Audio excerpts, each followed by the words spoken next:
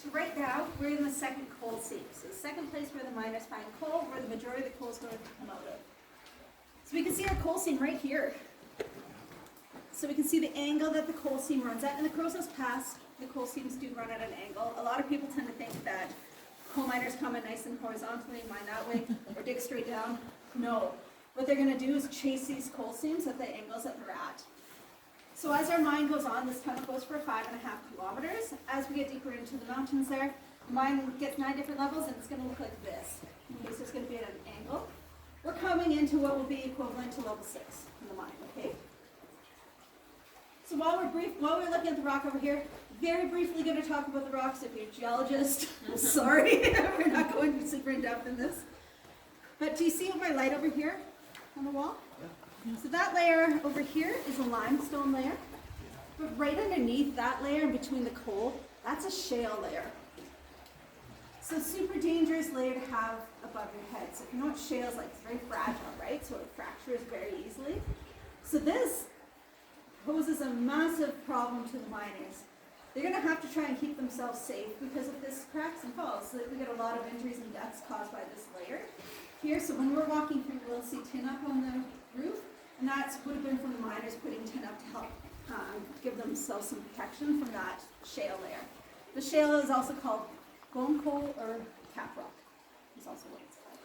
The other issue we're going to have with that is initially miners are going to get paid per ton of coal here. So on average it's 50 cents per ton of coal. So if you've got shale mixing in with your coal, it's going to cut into your earnings here. Okay? So to put it lightly, nuisance layer.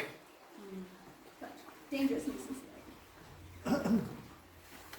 The next thing we're going to talk about is this here. This is box cribbing. This is a big wooden structure. You're going to use box cribbing in mined out areas, and this is used as support for the ceiling. Okay?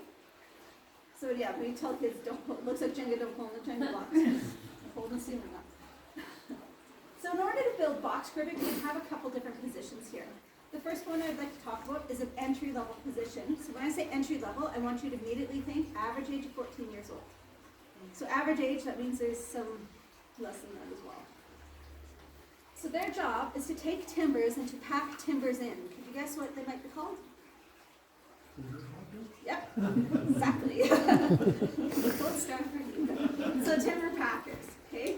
So they're going to pack these big logs into the mine. Remember, the mine goes for 5.5 kilometers, so you're packing them a significant amount, okay?